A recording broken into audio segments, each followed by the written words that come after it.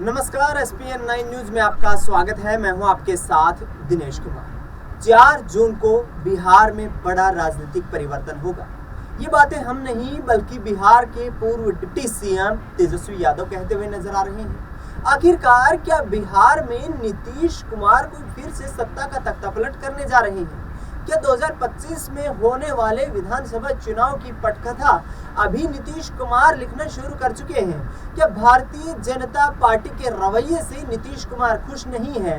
क्या प्रधानमंत्री नरेंद्र मोदी की कार्यशैली प्रधानमंत्री नरेंद्र मोदी के खिलाफ यहां पर नीतीश कुमार को ला करके खड़ा कर देगी? ये तमाम मुद्दे हैं। प्रधानमंत्री नरेंद्र मोदी को क्या दोबारा तीसरी बार माफ कीजिए यहाँ पर प्रधानमंत्री के पद पर नीतीश कुमार नहीं देखना चाहते हैं?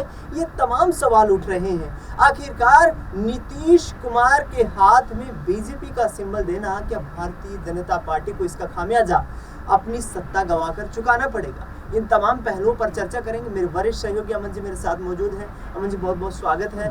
सर, कैसे देखते हैं नीतीश कुमार को लेकर तेजस्वी यादव का ये बयान कि 4 जून के बाद चाचा का कमाल होगा? किस तरीके से क्या मायने निकाले जाए? देखिए, बिल्कुल। और दिनेश जी, हम लगातार बिहार पे लगातार नजर बनाए हुए भी थे और तमाम तरह की बयानबाजी, तमाम तरह के खुलासे और तमाम तरह की जो कह सकते हैं राजनीति वो यहाँ पर होती हुई दिखाई पड़ी। लेकिन जो खुलासा अब होता हुआ दिखाई पड़ रहा है कि 4 जून के बाद बिहार में बहुत कुछ बदलने वाला है। इसके बहुत सारे मायने हैं, क्योंकि कुछ जो राजनीति की जानकार है वो यहाँ तक कहते हुए दिखाई पड़ते हैं कि नीतीश कुमार को शायद बीजेपी में शामिल कराना या एनडीए के साथ में जोड़ना के पीछे अगर सबसे बड़ा किसी का हाथ है तो वो तेजस्वी यादव हो सकते हैं। क्योंकि यहाँ पर अगर बीजेपी को 10-15 सीटें कम हुई, क्योंकि जो आंकड़े बता रहे हैं कि 250-60 के आसपास बीजेपी सिमट सकती है। और ऐसे में जो सहयोगी दल है दिनेश जी, यहाँ पर उनकी भूमिका बड़ी हो सकती है। जेडीयू 16 सीटों पर चुनाव लड़ रही है। ऐसे में अगर 14-15 जीतती है, 12-13 जीतती है, 10 के आसपास जीतती है और वो अगर यहाँ बीजेपी से अलग हो जाती है, एनडीए से अलग हो जाती है, तो जो तीसरा लगातार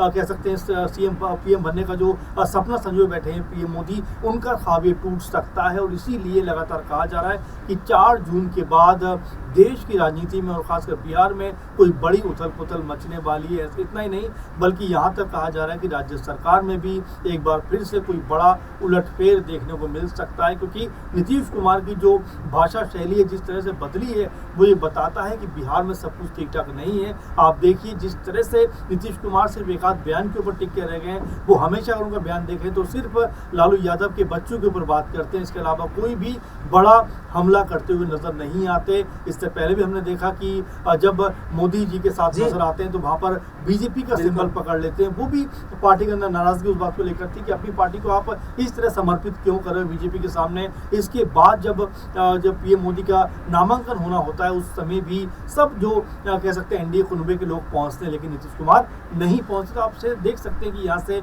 नीतीश कुमार है, उनका जो रुख है वो लगातार ऐसे बदलता हुआ दिखाई पड़ रहा है। और आने वाले दिनों में जैसा आप कह भी रहे हैं कि 4 जून के बाद कोई बड़ा खेला बिहार की राजनीति में होने वाला है। संकेत जो है दिनेश जी, वो अभी से कहीं ना कहीं उसके नजर आ रहे हैं। हाँ अमन जी, सम्राट चौधरी का ये बयान कि बिहार में अब बीजेपी का मुख्यमंत्री बनेगा, क्या इसी बयान से आहत है नीतीश कुमार? और ये बयान बार बार सम्राट चौधरी की तरफ से दिया जा रहा है। क्या वाकई में यहाँ नीतीश कुमार अपनी जमीन खोते हुए देख रहे हैं? देखिए, बिल्कुल जाहिर सी बात है, क्योंकि अगर आप देखें कि जिस तरह सम्राट चौधरी ने जब गठबंधन होने को था बीजेपी और नीतीश कुमार के बीच में, उस समय सम्राट चौधरी ने बात कही थी कि इस बार मुख्यमंत्री बीजेपी की तरफ से होगा। लेकिन जब बहुत सारी बैठक होती है, बातचीत होती है, लेकिन उसके बावजूद भी यहाँ पर सीएम जो है वो एक तरीके नीतीश कुमार बनते हुए नजर आते हैं। तो आप ये मानकर चलिए कि बिहार की राजनीति में चाहे आरजेडी खेमे में रहे नीतीश कुमार या बीजेपी खेमे में रहे, सेंट्रल में कहीं ना कहीं या सीएम का जो पद है वो नीतीश कुमार को ही मिलता हुआ दिखाई पड़ता है। इसी से शायद परेशान होकर बीजेपी कोई बड़ा फैसला करने के मूड में दिखाई पड़ती है। कई जगह ये भी चर्चा है कि हो सकता है कि जेडीयू 2 हिस्सों में बढ़ती हुई नजर आ जाए, क्योंकि ललन सिंह के सुर भी मुखर है, अभी खामोश बैठे हुए हैं। और 2024 का जो रिजल्ट जब 4 जून को निकलकर सामने आएगा, उसके बाद हो सकता है कि जेडीयू के अंदर भी कोई बड़ी बगावत होती हुई नजर आए। तो अभी कई पहलू हैं इस कहानी के, ये नहीं कहा जा सकता कि पुख्ता तौर पर ऐसा ही होने वाला, लेकिन जो जिस तरह का परिस्थिति जो बनेंगी और जो हाव भाव और जो भाषा शैली नजर आ रही है, वो ये बताती है कि बीजेपी के साथ भी जेडीयू बहुत कंफर्टेबल नहीं। आप देखिए के पाठक ने जिस तरह से हम देख रहे हैं कि बिहार के अंदर स्कूलों की टाइमिंग बनाई है, उसको लेकर भी सवाल उठते हुए दिखाई पड़ रहे हैं दिनेश जी कि यहाँ पर चिराग पासवान हो या कोई और नेता हो लगातार बीजेपी और खासकर नीतीश कुमार की मुखालफत करते हुए नजर आ रहे हैं। तो आप ये मानकर चलिए कि अगर ऐसा ही रहा तो आने वाले दिनों में इस गठबंधन के अंदर भी कोई बड़ी कह सकते हैं कि टूट फूट नजर आ सकती है। अमन जी, ललन सिंह के बारे में भी चर्चा करेंगे और जरा दर्शकों को बताने की कोशिश करेंगे कि ललन सिंह का क्या सियासी भविष्य रहेगा। ललन सिंह पिछले कुछ वक्त से नीतीश कुमार से दूरियां बनाते नजर आ रहे हैं। प्रधानमंत्री नरेंद्र मोदी से मुलाकात करनी हो या फिर जनसभाएं करनी हो, ललन सिंह किस तरीके से आगामी रणनीति तैयार करेंगे और क्या बीजेपी ललन सिंह को किंग मेकर के रूप में इस्तेमाल कर सकती है? देखिए बिल्कुल दिनेश, जिसमें कोई दो राय भी नहीं। आपने देखा कि जब नीतीश कुमार ने उनको अध्यक्ष पद से हटाया तभी से आपस की तनातनी जो थी वो बढ़ती हुई दिखाई पड़ी, क्योंकि कई लोग यहाँ कह रहे थे कि ललन सिंह जो है वो पार्टी को दो हिस्सों में बांटना चाहते हैं। एक हेमा जो है वो तेजस्वी यादव को सपोर्ट कर सकता है और तेजस्वी यादव जो है बिहार के मुख्यमंत्री बन सकते हैं, और इसी चीज को भांपते हुए नीतीश कुमार ने तुरंत उनको अध्यक्ष पद से हटा दिया। लेकिन अभी तक भी ये बात प्रूफ नहीं हो पाई कि क्या वाकई जो ललन सिंह थे उनका ये मिजाज था, क्या वो ऐसा करने वाले थे। इस बात को लेकर अभी भी जेडीयू की तरफ से कोई पुख्ता बयान सामने नहीं आया। वहीं अगर हम कह सकते हैं मुंगेर सीट की बात करें जहाँ से ललन सिंह लड़े भी हैं चुनाव, उनके लिए भी कोई बहुत बड़ा प्रचार प्रसार जेडीयू की तरफ से नहीं किया गया। तो कई जानकार ये कहते हैं कि यहाँ से आपस की जो तनातनी है अब वो कह सकते हैं धरातल पे आती हुई नजर आती है, और ऐसा होता है तो आप ये मानकर चलिए कि बिहार में एक बार फिर से जो पार्टी है जेडीयू उसके अंदर दो हिस्से होने की नौबत आ सकती है, क्योंकि ललन सिंह की खामोशी और बीजेपी से उनका मिलना कई चीजों की तरफ इशारा करता हुआ दिनेश जी नजर आता है।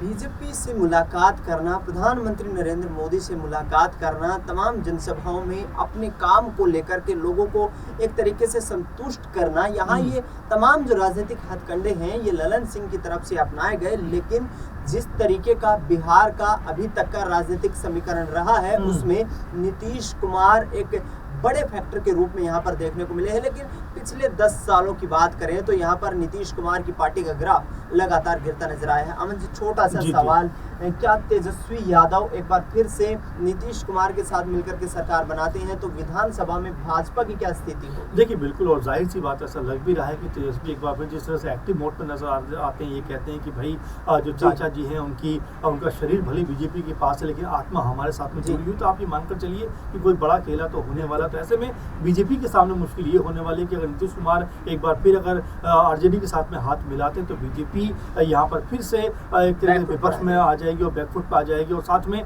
जो लोकसभा का रिजल्ट है अगर वो भी बीजेपी के पक्ष में नहीं आया तो ये उसके लिए मुश्किलें खड़ी करता हुआ नजर आएगा, क्योंकि 2025 में एक बार विधानसभा चुनाव है। ऐसे में बीजेपी के लिए मुश्किल पे मुश्किल बढ़ती जाएगी और यहाँ पर तेजस्वी यादव जो है वो कोई बड़ा खेल करते हुए नजर आ सकते हैं ताकि 2025 में उनको अपने दम पे बहुमत मिलता हुआ दिखाई पड़े। बिल्कुल, यहाँ पर तेजस्वी यादव पुरजोर कोशिशें कर रहे हैं और अब देखना ये होगा कि आखिरकार आगामी कदम क्या होता है। फिलहाल इस खास कार्यक्रम में इतना ही। नमस्कार।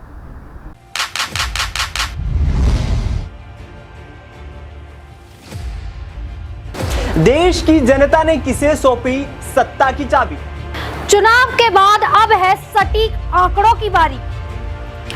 जनता से जाना किस तरफ है उनका विचार। बनने वाली है देश में अब की बार किसकी सरकार? देखिए सबसे सटीक एग्जिट पोल 1 जून शाम 6 बजे से सिर्फ SPN 9 न्यूज पर।